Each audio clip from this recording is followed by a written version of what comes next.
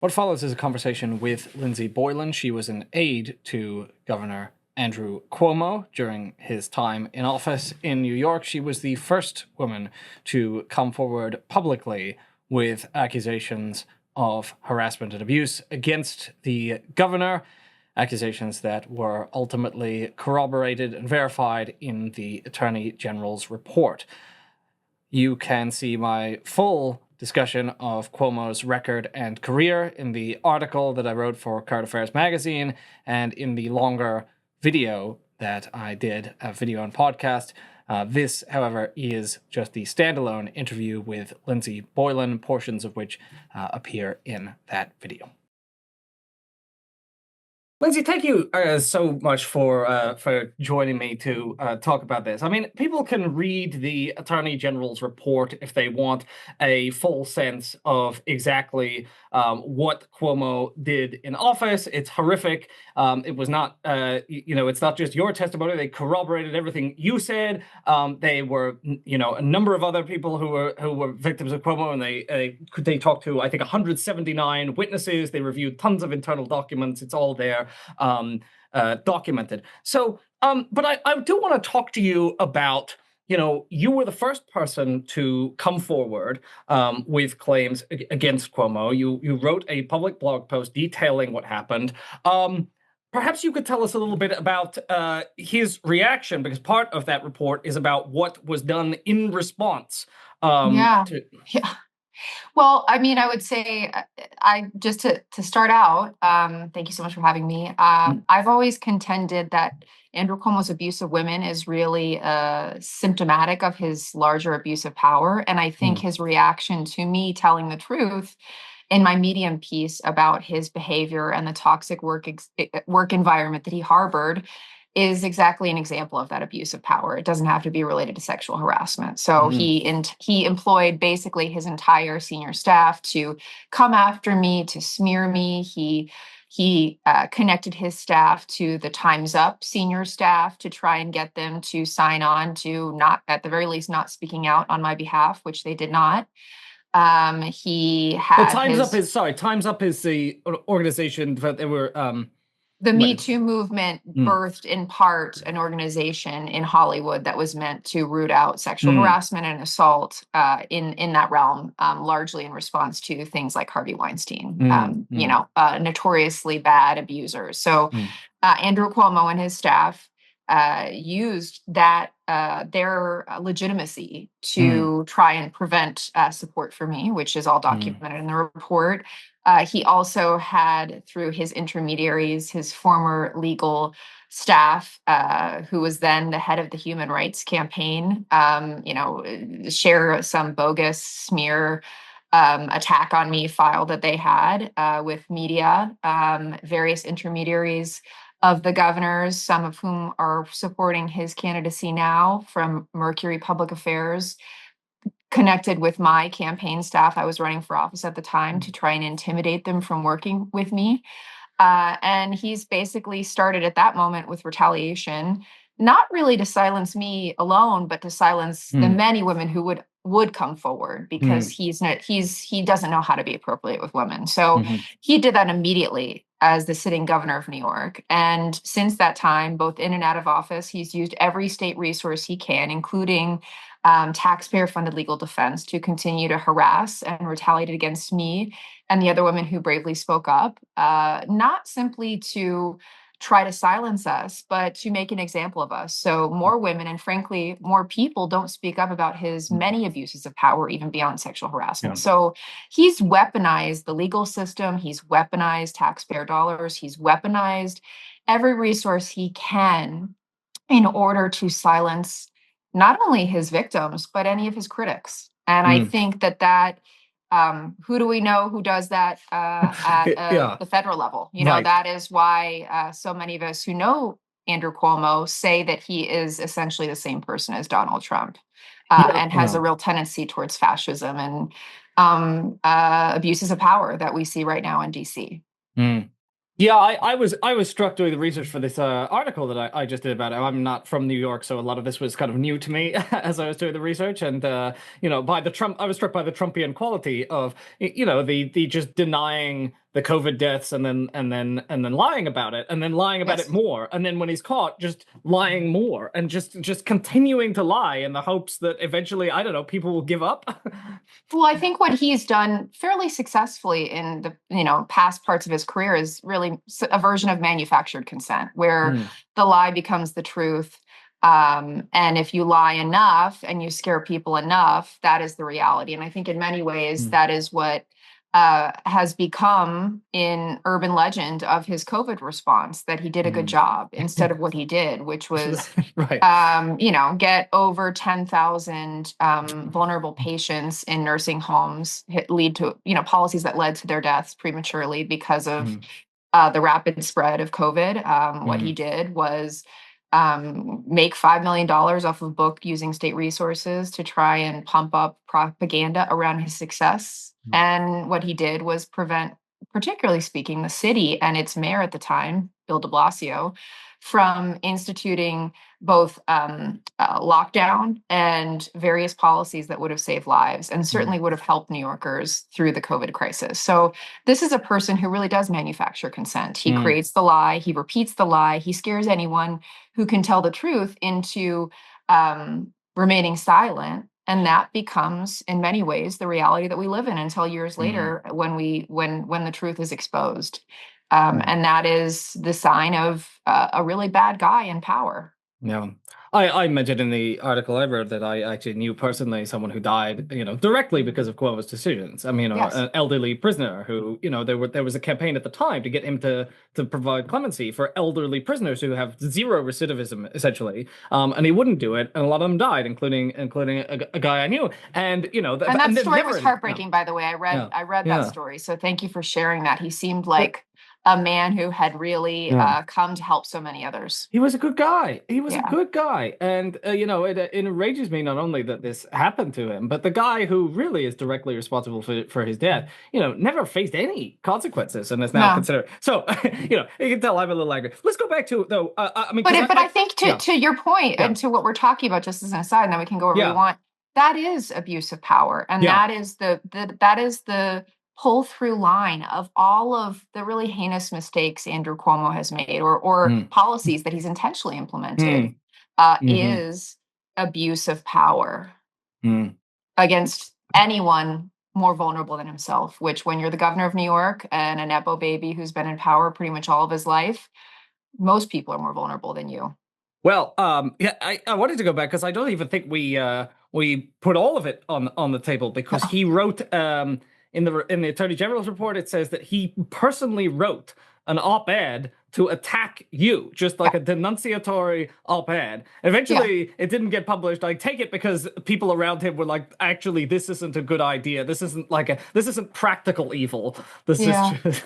Well, I think, actually, no, I think part of the problem with his environment, the toxic work environment that reveals itself in the report is that very few people in his orbit would say no. It would require finally external folks to say, we can't publish that. That's defamatory. That's a smear. That's an attack on a victim. I've heard, in passing that some of his staffers said that wasn't a good idea, but I'm going to call sauce on that, having known all of these people.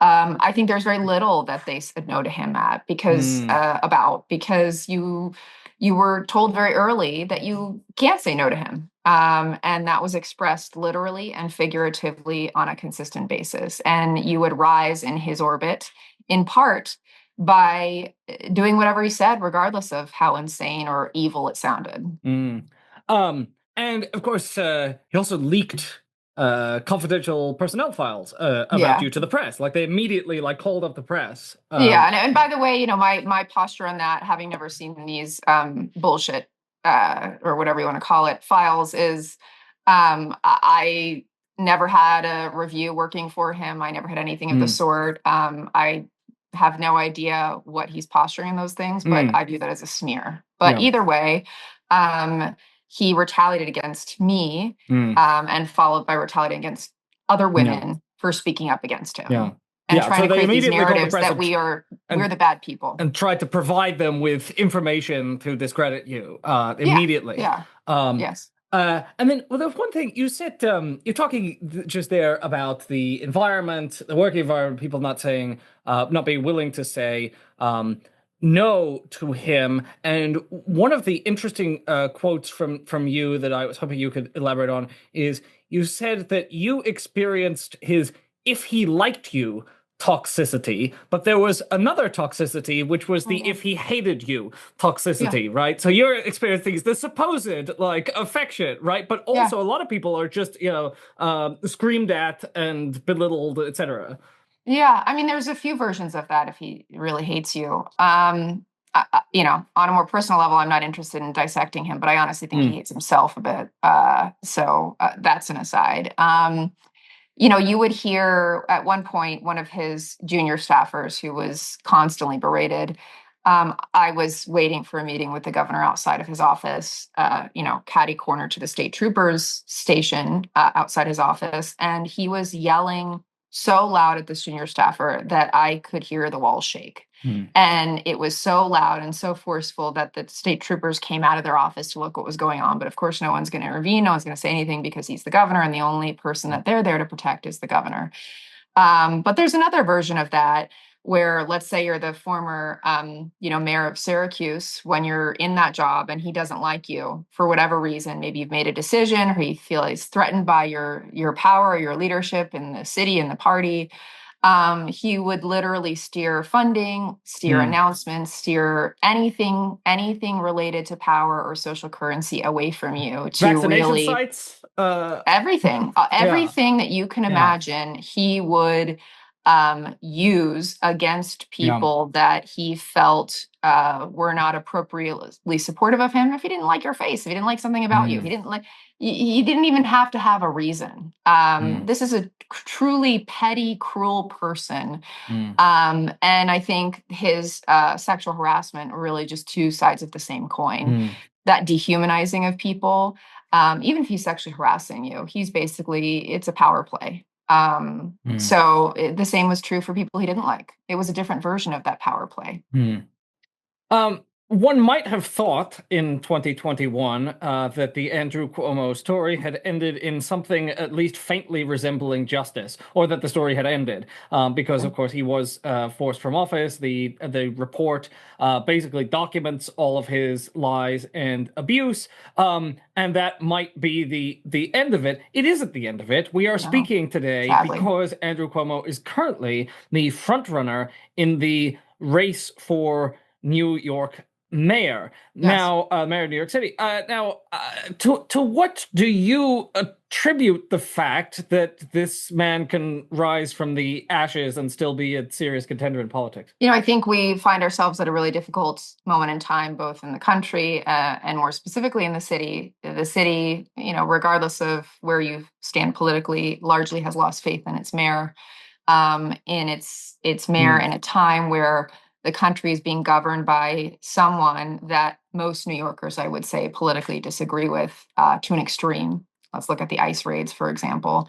And people have lost faith in him. So there was a vacuum of trust there, and there was a vacuum of gravitas that I think the mayor of the most powerful, important city in the country needs to have. And this man has 100% name recognition, and he doesn't just have 100% name recognition. I would say half the people who support him mainly because he has the same last name as his father. You see that in certain generations, especially people in the city who are supporting him. They said, "I love his father. His father was the best." In politics, name ID is huge currency. I mean, it's a lot like Anthony Weiner. Yes, it's a lot like Anthony Weiner on steroids. This person's running for city council, which is kind of laughable and crazy and really gross. But he has a fair amount of play, even though he's a warped, sick individual, because of that name ID. And I think you have to add into the mix the dysfunctional state party that we have. Kathy Hochul, the current governor, did not make a shift in leadership with the state party. Jay Jacobs still runs it. He runs it like party machine politics of Tammany Hall, I would say. And you see that most pronounced in some ways in New York City. And so those same forces that were there when Andrew Cuomo was governor are still running the party. Mm. And so I think that combination of name ID, loss of faith in the current mayor, and the infrastructure that still supports the same bad guys that it always has is still Mm. there. And, Mm. add on top of that, how many billionaires who are supporting Trump, just billionaires in general, are throwing money into this pack for Andrew Cuomo? I mean, at all of the worst perversions of our democracy in this moment in time, and you see them at play in this mayor's race, and you see them at play supporting Andrew Cuomo, which is, again, why I always try to make that connection, which is pretty easy to see between Donald Trump and Andrew Cuomo, because they're manipulating the same system. They're both creations in some sense of the media, sometimes the same networks for different periods of their careers. And it's a scary reality that all of those things that are plaguing our country are kind of on steroids in the city of New York. Lindsey, one of the things that has been very disappointing is that as Andrew Cuomo has campaigned for in this race, there have not been more prominent Democrats coming out and saying, this is Disgusting. demented. This is disgusting. Yeah, This is how could this person possibly be a contender? I mean, yeah, and there are I a think lot the of most folks. embarrassing one is Kirsten Gillibrand, just because she's built her entire career on, supporting survivors. And I just use that example because she's my senator too, and she literally made her career off of the backs, essentially, of survivors. And so for her to be silent, like so many others in the party, I think she's afraid of him. She's afraid of his retaliatory, evil, malicious nature. And while she has a right to be, she also has a responsibility to do her job. And she's her a U.S. senator. I mean, if her job anyone requires needs her to not have be courage. afraid. These people should have courage, or they should move on. And I think, again, that's why I say this is all really connected to the bigger problems of our country as a whole, and frankly, the world. We need people with courage. And this is a great litmus test for that. And so few are having that courage. I mean, I unfortunately have felt over these many years now, kind of like a human shield for many of the people who are much more powerful and much less brave. And that's not me alone. Other women, other leaders who I stand alongside in this fight, and also nursing home victims' families. But if I can do it, so can they. And you're not a U.S. senator, No, I recognize I do have privilege of a platform. I'm a politician, and I have a good lawyer and all that good stuff. But if I can do it, so can these really powerful people. And they're choosing not to. And they're choosing not to because they value the certainty and the safety of their jobs, and they feel that Andrew Cuomo can affect that. If that isn't an indictment, not only of them, but also of the kind of evil man that he is, I don't know what is. Well, and I just to conclude here, I want to emphasize what it would mean for him to succeed in his campaign for mayor, because it would not just be that his past abuses were rewarded or swept under the rug. It would also be that there will be future abuses. It's a future, it's a free house, kind of like what you see in Washington. All of the things that we've treasured as a democracy. Oh, let's get all the white shoe law firms to do Donald Trump's work. Let's circumvent due process. Let's arrest Americans. Let's have ICE agents in bandanas not have to identify themselves. Let's do all the worst things possible that we can. That is a symptom. Let's ignore the courts. That is a symptom of a powerful person who has been told the rules don't apply to them. The same is true of Andrew Cuomo. That same will be true of Andrew Cuomo. It will just be with a D next to his name. But there's really no difference. And I mean, it's a threat to all of the staff of City Hall. I mean, this is a serial abuser and predator. I mean, this man doesn't know how to be appropriate with women. Frankly, he doesn't know how to be appropriate with people. He just has a particular kind of abuse towards women, particularly ones that he finds attractive.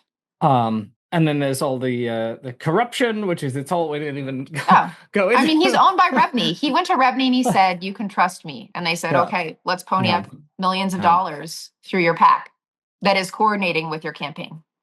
Well, here at Current Affairs, we really appreciate you speaking out, despite all of the efforts that were made to silence and punish you for doing so. And we just hope that New York voters will listen and will think, and that more in this last month, that more Democrats will grow a spine and just say the plain facts for what they are.